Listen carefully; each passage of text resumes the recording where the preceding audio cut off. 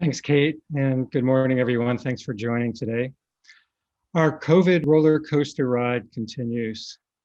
After 2.5 months of rising cases that began in September, our COVID-19 case reports peaked on December 5th with 770 cases daily. Cases then decreased for most of December, rose again after Christmas, and are now falling again since January 9th. And it's very good news that our cases have been declining for 3 weeks. And levels of COVID transmission in our community, however, continue to represent a serious health threat despite this fall. We've had 273 cases in the past 7 days per day, about 273 cases each day. This is about 3 or 4 times the number we saw in late September and about 7 times the number we saw in June. Last week, we had about 16 King County residents hospitalized per day, also decreasing, which is excellent, but not falling as rapidly as our case counts. And we know that hospitalizations lag case counts. And about 4 people died from COVID-19 every day last week, down from 8 to 9 a day during late December. But 4 deaths per day is still too many. In addition, we've had about 100 outbreaks reported so far this month from long-term care facilities, from workplaces, homeless service sites, and community settings. The incidence remains highest in the cities in South King County, particularly the cities of Auburn, Kent, and Federal Way. Now, our decreasing case numbers are great, but they should not be misunderstood as a safe level, and certainly not as a "we got this." For example, our current incidence rates are considered very high by the CDC and by Resolve to Save Lives. Another recent trend is that since the holidays, fewer people have been seeking testing. We're actually down about 30% from our peak in late November. And I want to take a minute to remind people how important testing is to limit the spread of infection to others. If you have symptoms of COVID-19, or have had close contact with someone who is ill, please isolate yourself away from others and get tested. You can do that through your own healthcare provider or at one of our free King County testing sites. Please isolate away from others as soon as you feel sick and while you're awaiting your test results. Now, vaccine. More and more individuals are getting vaccinated in King County each week, however, not as many as we would like to see. We've administered more than 200,000 doses to King County residents as of yesterday, including over 35,000 completed 2-dose series. The average number of doses that we've administered each day this week is close to 10,000, which is twice as many as of 2 weeks ago. And we've administered over 80% of those doses that have been allocated to our county this week as of yesterday. Now, we're still receiving about 25%, maybe a little bit more of the state's allocation, and that doesn't include the numbers that the state sends to our long-term care facilities and tribes, because that's a separate accounting. We've made good progress in vaccinating our eligible healthcare providers. We have at least 1 dose administered in almost 2/3 of our licensed healthcare workers. And that includes 85% of nurses who received a dose and 77% of physicians. And as you know, we're now in phase 1B1, where residents of the state who are 65 and older and certain household members who are not able to care for themselves and live with others are able to get vaccinated. And at this point in King County, 24% of our residents who are 75 years of age or older have received at least 1 dose of vaccine. And about 1 in 5 of our residents who are between 65 and 74 years or older have received at least 1 dose of vaccine. Well, our key bottleneck continues to be limited vaccine supply coming into the state and therefore into our community. Our weekly allocations have ranged from between 12,000 and 73,000 doses, 73,000 being last week, our highest allocation ever. However, this week, our vaccine that was allocated across all providers in King County only included about 22,000 first doses and 16,000 boosters, or a total of 38,000 doses. This is about half the number that we received the previous week. And this dose reduction came at the same time that nearly 300,000 new King County residents became eligible for vaccine. Another way of looking at it is, as of this week, we have 250 healthcare providers in King County who have registered and are approved to provide vaccination, but only 71 of these providers have received allocations from the state this week. And we know that our state is only getting 1/3 the number of first doses that our healthcare providers in Washington state are requesting. They've received about 107,000 doses in the state when 358,000 doses have been requested. And we're not expecting much increase in this coming week, unfortunately. This limited supply and the inability to predict has made scheduling, appointments, and planning for our community's vaccinators very, very challenging. And we know that everyone wants this to move as quickly as possible, and we're doing all we can to make that happen. We know and we're hearing that people are frustrated with the limited supply and with difficulty finding and making vaccination appointments, and we're continuing to work as hard as we can to make that easier for everyone.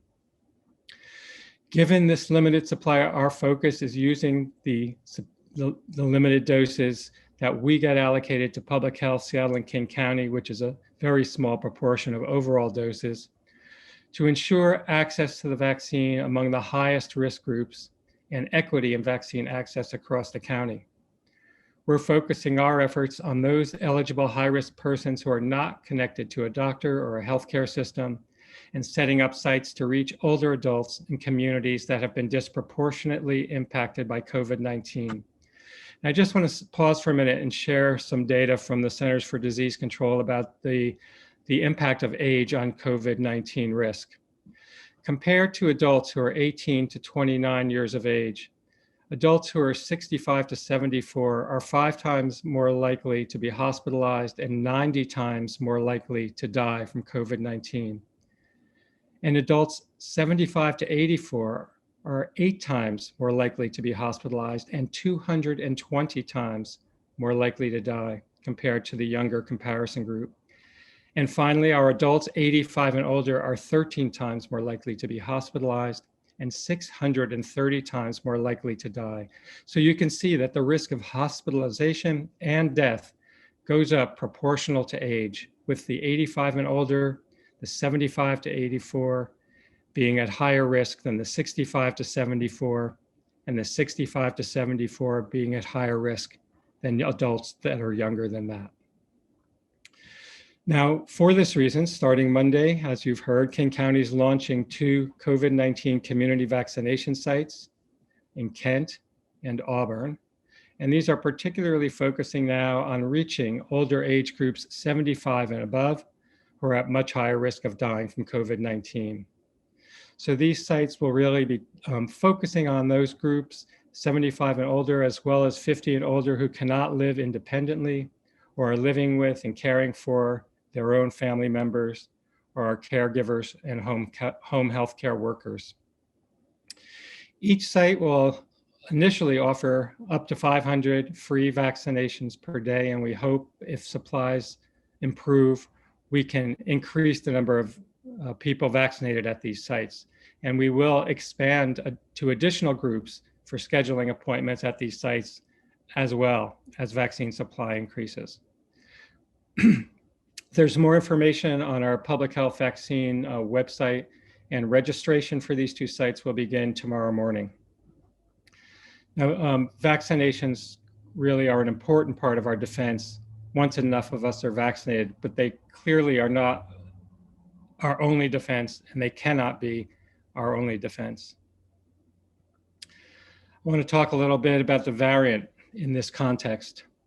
As you know, the B117 variant that was first described in the UK has been seen in Snohomish and Pierce counties. And this is definitely a virus that's circulating more commonly than it's recognized. The variant of concern likely will be found here in King County any day. I believe it's already circulating. And although our levels of COVID-19 overall are decreasing, again, they remain very high by most standards. And I need to be clear again that we should expect the variant strain to become widespread here. And that will make our outbreak much harder for us to control. If the outbreak takes off from a very high level of COVID-19 compared to a low level, it will be like falling off a cliff compared with falling off a curb. And as many of you know from Governor Inslee's announcement yesterday, King County, as part of the Puget Sound region, will be moving into phase 2 of Washington State's Healthy Washington Recovery Plan. This change allows for indoor dining at 25% capacity and some additional venues, such as indoor fitness centers, to also open at 25% capacity. In this context, it's critical that we move forward with extreme caution, because while we're all eager to be skating along into phase 2 and to have more economic activity, we really don't know how thick the ice is, and we need to move forward with extreme caution. It's critical to remember that as we increase activities, we increase opportunities for the spread of COVID-19.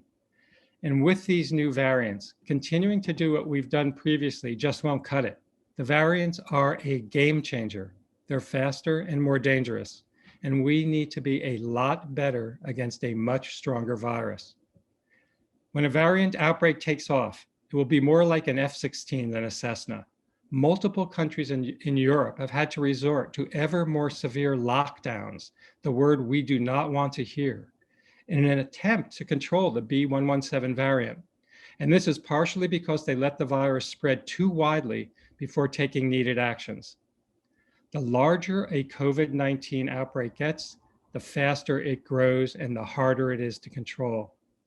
So we will need to be vigilant and act quickly and decisively if we see a rebound in our COVID-19 outbreak.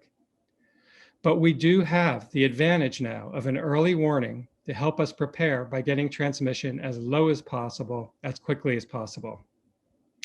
These variant strains spread from person to person the same way other strains spread, but they're better at it. And that means if you're exposed to someone with COVID-19, you're more likely to catch it. And people with COVID-19 will spread it to more people more quickly. But the same COVID-19 prevention strategies can work against the variant strains. We just need to be better at them and use them more consistently. To stop the spread, we need to take a fresh look at how we can be better in taking all possible precautions in our personal and social lives and workplaces and wherever people gather. And this means decreasing non-essential activities outside the home. Remember, just because you can do something doesn't mean you should. Remember, COVID-19 spreads mainly through the air, either by close contact or when it builds up indoors over time where ventilation is not good. This means it's important to wear a well-made, snug-fitting face mask whenever around people from outside your household, and to improve ventilation indoors. Avoid crowded and poorly ventilated indoor spaces, and socialize and do as much as possible outdoors where it's safer. Please keep 6 feet or more distance between one another, especially indoors, and wash hands frequently. It's also important to remember that you can't tell who has COVID-19 from looking at them. It can spread from your friend, your coworker, your family member before they look or feel ill. Always take precautions. The bottom line again is that vaccines are a light at the end of the tunnel, but we are still in the tunnel. And with that, I am happy to take your questions. Great, thanks so much, Dr. Duchin. For media, please use the raise hand function in Zoom. And when we call on you, please state your name and your media outlet. First question we'll take is from Will James. Will, go ahead. Hi, thank you, Dr. Duchin. Will James from KNKX Public Radio. My question is regarding schools, and there's a lot of talk about what sorts of scenarios will allow schools to reopen. Do you think it is safe to open schools if all adults in the school are vaccinated, even if the children are not? Thanks, Will. So obviously the question around schools has been one of the most difficult that we've had in the US. In Europe, they've been much more clear and united in prioritizing getting kids back to school, and they've had children in school throughout most of their outbreaks. It's only recently during these very, very severe B117 outbreaks that many of the European countries have canceled school, which is the last thing they do.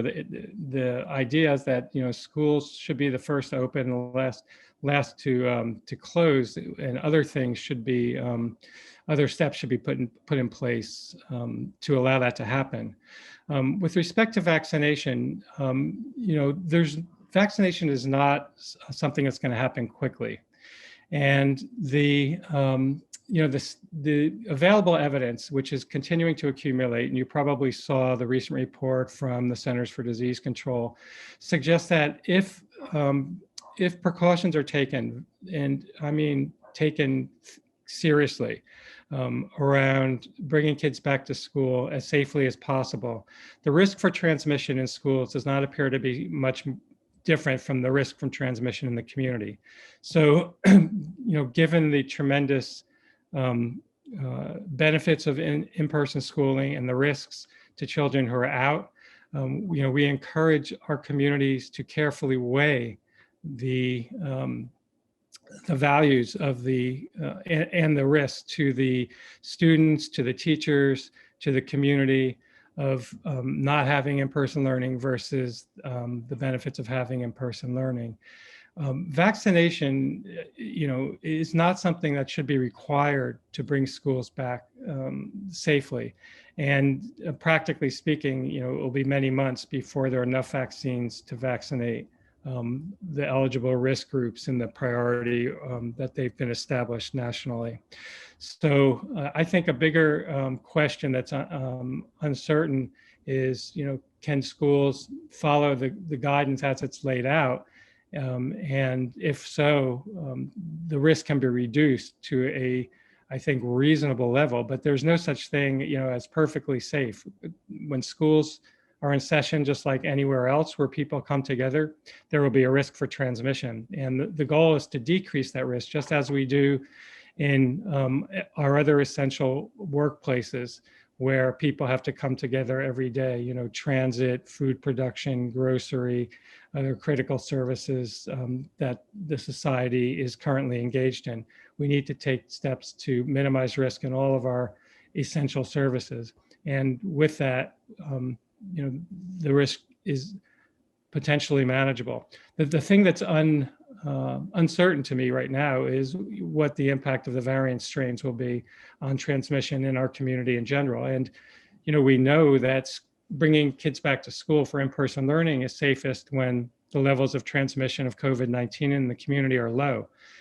And the lower the risk in the community for transmission, the lower risk in every setting, including schools. So it really emphasizes the need for us all to do whatever we can to suppress transmission, to stomp this virus down now to the lowest possible levels, both to allow all of our activities, including schooling, to be as safe as possible, but also to give us some buffer against the potential introduction of a new, more dangerous and faster spreading variant. Thank you. Next question is from Simone Del Rosario. Thank you, Dr. Duchin. Simone Del Rosario with Q13 News. I know the new variant and its impacts are something that remains to be seen, but as we've gone through this pandemic, we've had a lot of examples around the world to rely on, and a lot of those projections have turned out to be true for us as well. I'm wondering if you can, gauge where you think we are in terms of how likely it is that King County is going to be able to remain in this phase 2 level. Do you think King County is going to be able to keep this decline going as the variant enters our community?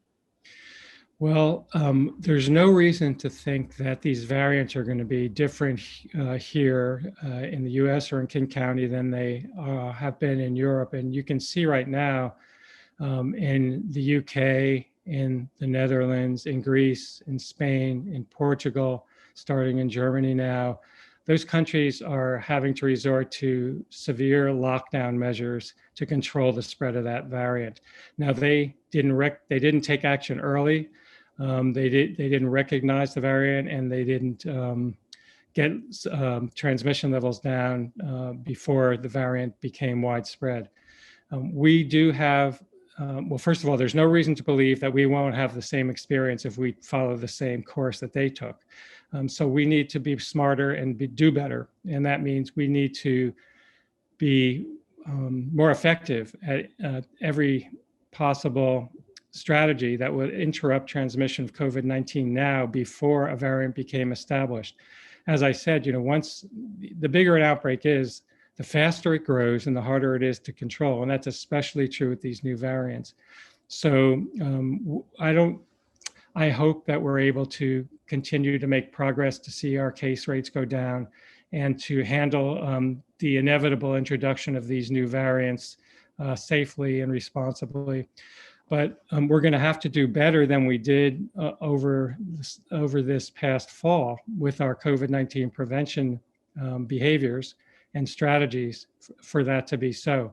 I think everyone needs to understand, we need to fight harder.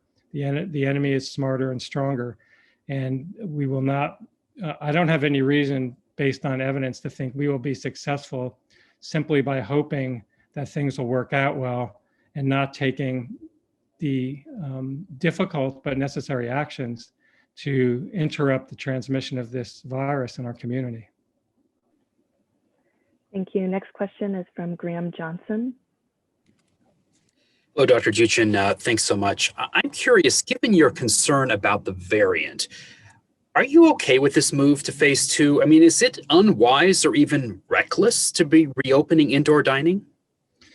Yeah, I think reckless is going too far. We established statewide, these criteria for moving forward. Now, granted, they were established before the variant was on the horizon. And nonetheless, we are meeting these agreed upon metrics and we're moving in the right direction.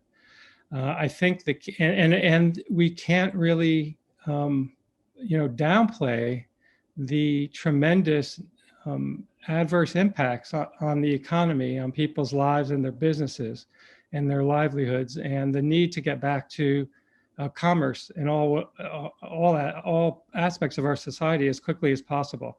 On the other hand, we know that the worst thing for the economy is an uncontrolled outbreak. And so given that we're in this regional phase system now with our bordering counties, Snohomish and Pierce counties, and that we're heading in the right direction, and that we currently do not have a lot of evidence of widespread variant, it's understandable that we're moving forward, and there are benefits economically to moving forward and to people socially as well. However, we need to go with extreme caution. As I said, we're skating forward into phase 2 on a lake and not knowing how thick the ice is. So we really need to be able to very nimbly pivot back if we see things heading in the wrong direction again before they get to the point where we would have difficulty controlling the outbreak, where we would see the type of pressure, intense stress on the healthcare systems that those communities that are having B117 outbreaks in Europe are experiencing. And similarly, other variants, possibly one contributing to the large outbreaks that we're seeing in Los Angeles, for example, and that resulted in severe stress on their healthcare system, may also emerge. So the virus is changing, and we need to change how we respond to it accordingly. However, in the context of the current variant B117 that we've found locally, I have every expectation that that virus is going to be successful in spreading. It's a question of how we can limit its spread, and that everyone understands that by going into the new phase and having more opportunities for interaction, we also provide more opportunities for spread. And if we neglect to account for that and put the corresponding preventive steps in place and preventive measures and strategies in place, we won't be successful in phase 2, and we'll need to pivot out. But I think we will see with time. We need to give it a very, very strong effort to be successful. Thank you. Next question is from Andy Ingleson. Yes, hi. Thank you, Dr. Duchin.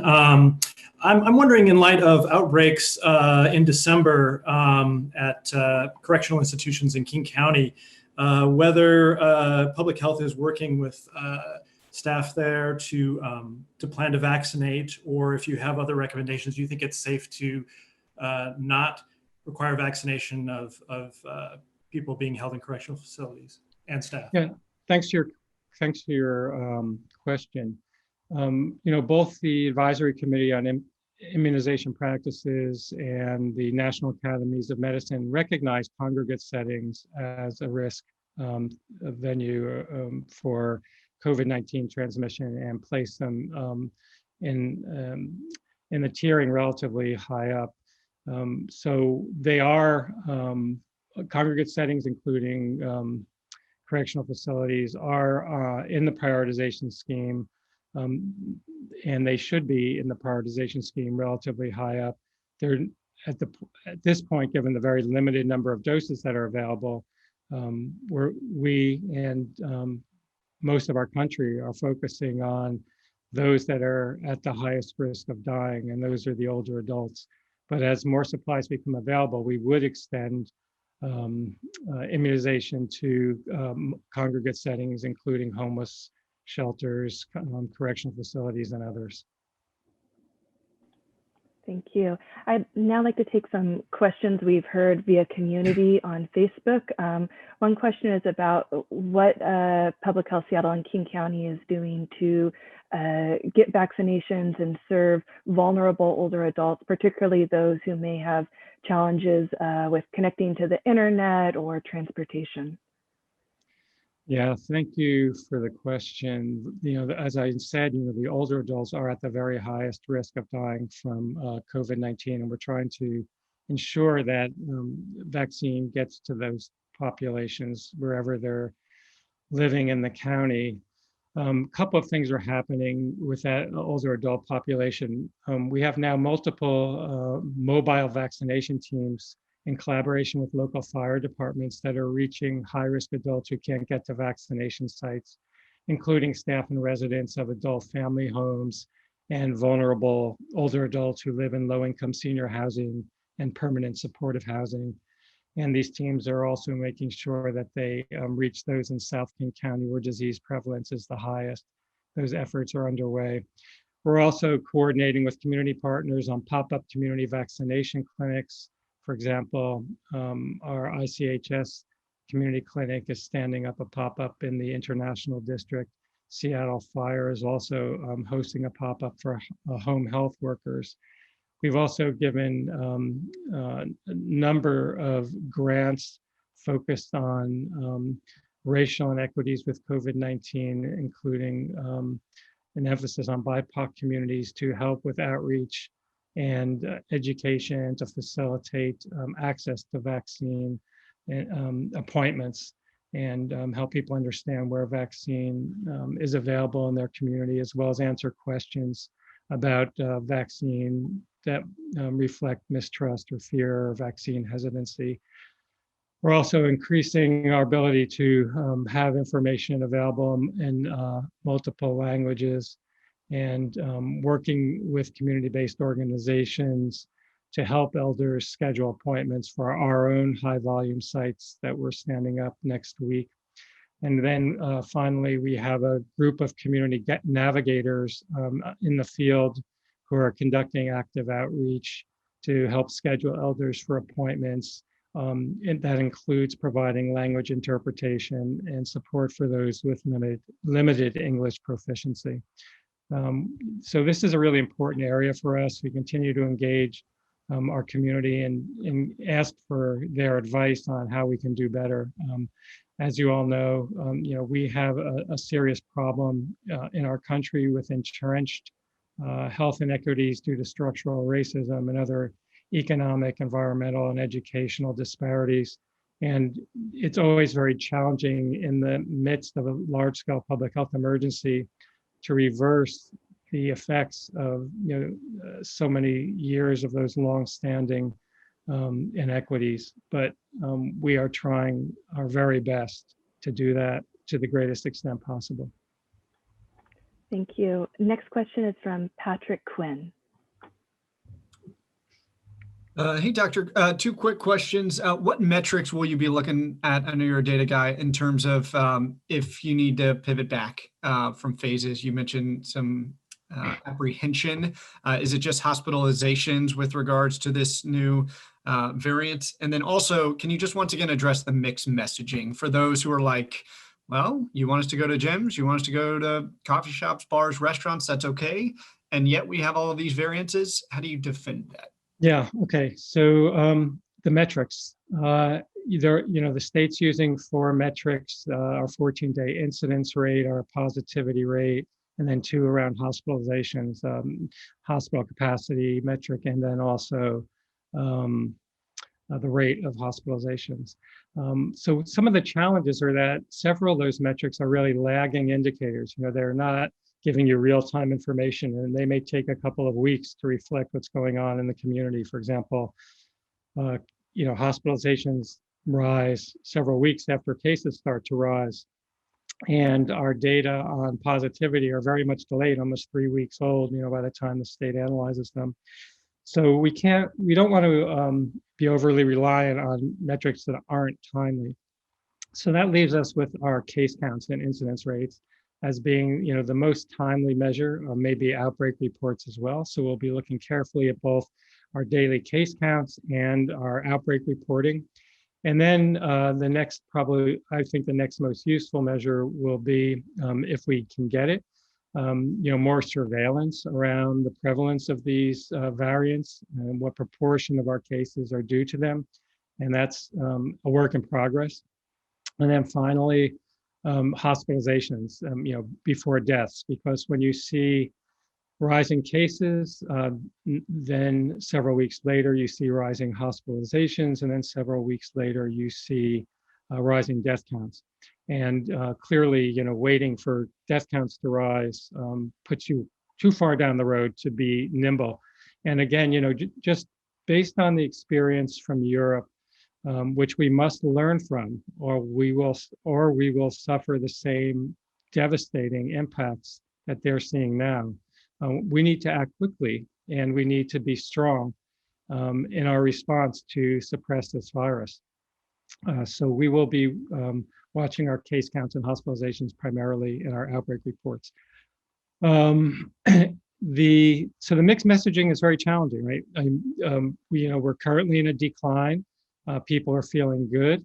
I need to remind everyone, though, that we're still at a high level, even though we've come down from a very high point. And we're still at a relatively high point. And again, the Center for Disease Control and Resolve to Save Lives, which is another professional public health organization, would consider our current rates here in King County to be very high. So what that means is we need to take extreme precautions in everything we do. So if people are going to engage in more activities, commerce, anything related to the phase 2 guidance that's now permitted, they need to do so more carefully than ever. And we will see then what impact these increasing activities have on our case rates and our hospitalization rates, and whether or not it's safe for us to continue or we need to change course. Thank you. And a follow-up question on that from community via Facebook. If status and metrics change locally, would the state potentially bring our region back to phase 1?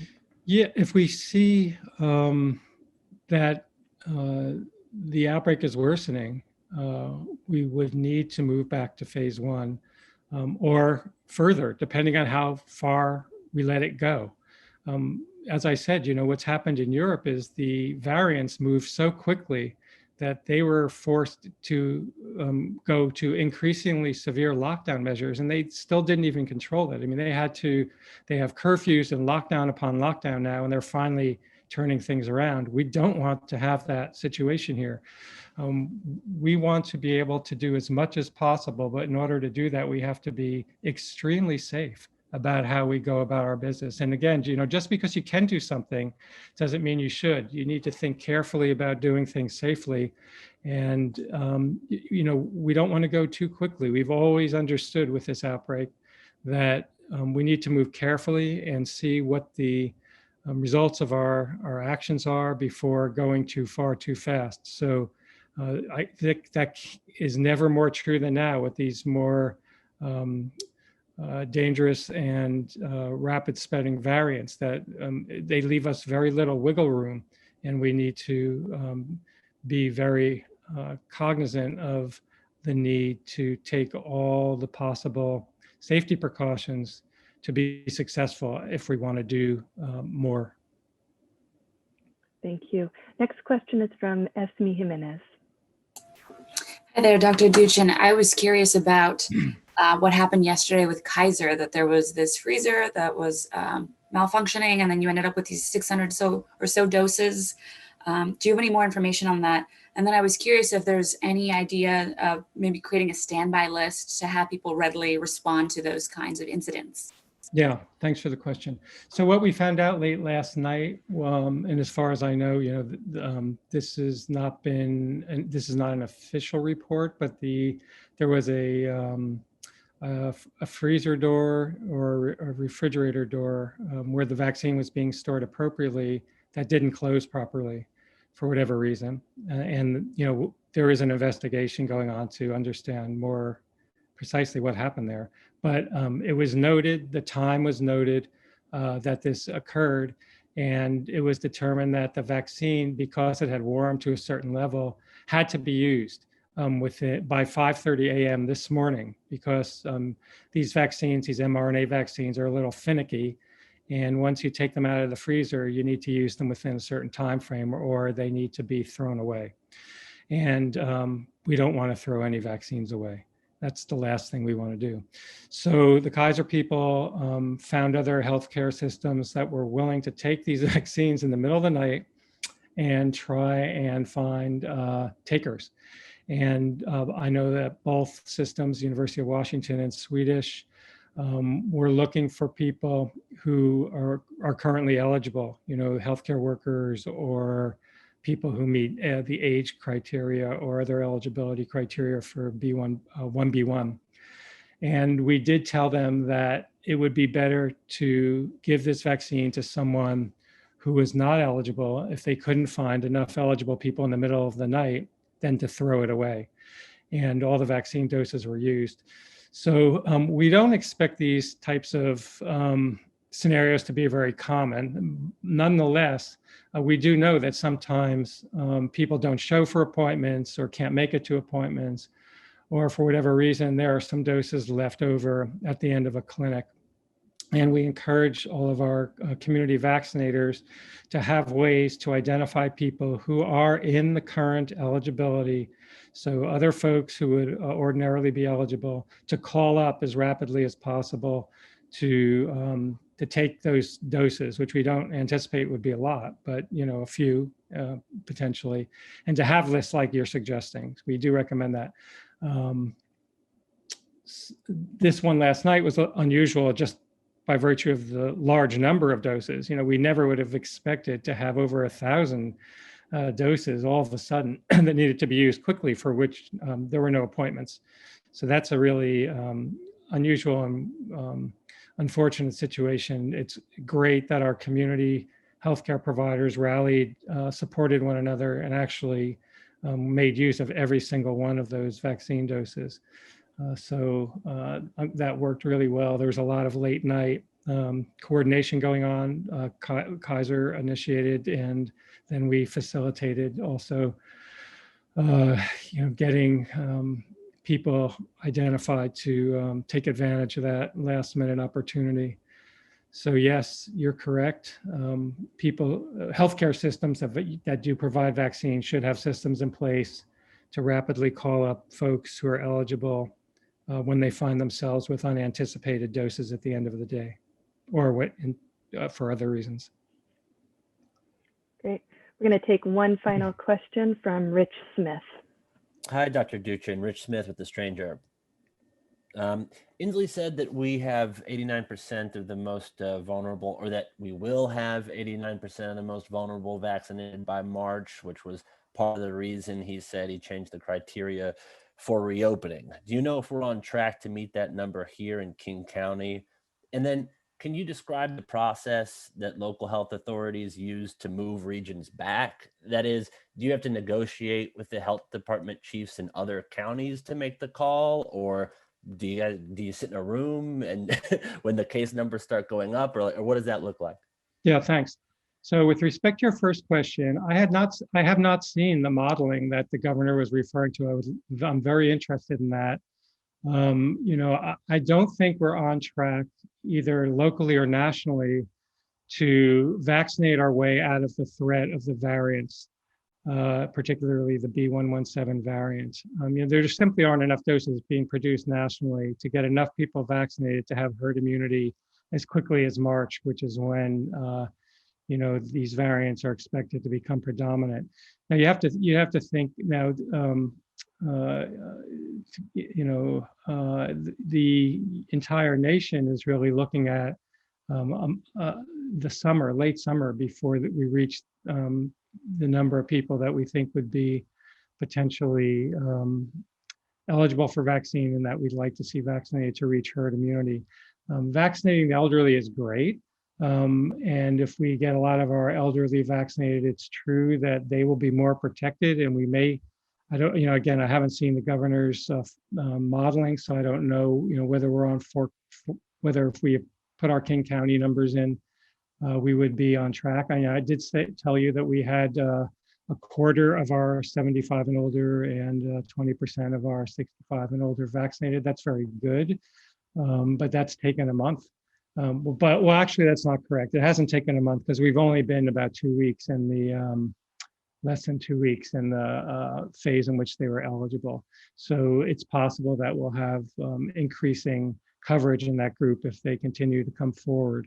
But I haven't seen the model, so I really can't say. And in order to prevent a large-scale outbreak from a variant strain, vaccinating the elderly is not adequate. We'd have to vaccinate on the majority of the population, and there's no way we're going to be on track to do that in the next couple of months. Let's see, sorry, what was the second part of your question? I believe the second part was about how negotiations work in terms of moving back a phase. Do we need to work with leadership at Pearson Snohomish? Yeah, well, we're not an island like New Zealand or Australia, and that's unfortunate because, as you can see, Australia and New Zealand have had among the greatest success in the world in controlling COVID. Our borders are porous. We're very much connected to our surrounding community and our state and our region, of the nation. And so to the extent that we can work together and be synchronized, we'll be more effective.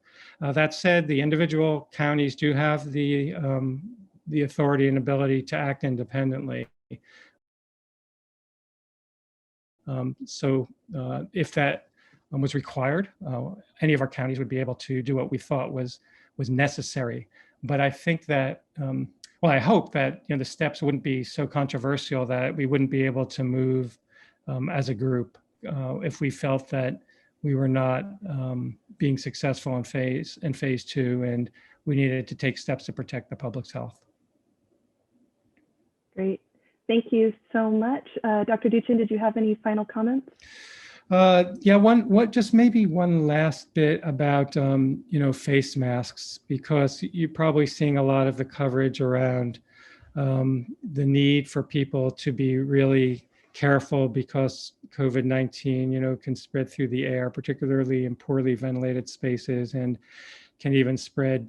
It spreads most effectively when people are in close contact. So we do remind people to stay as far apart as possible, and when everyone wears a mask, we're all better protected. So It's really important now more than ever, given the variants, given the fact we want to do more activity, have our phase be successful, that everyone wears masks and masks that work. And the way to get a mask to work is to have it be well made and fit well.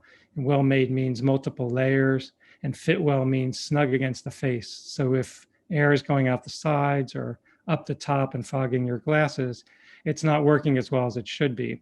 You want your breath to go through the mask. It can't be so thick that you can't breathe through it, because it's that air going through that actually traps the viruses.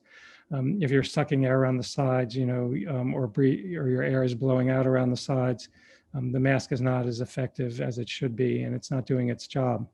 So we will be posting some, refreshed information, but there's a lot out there about how to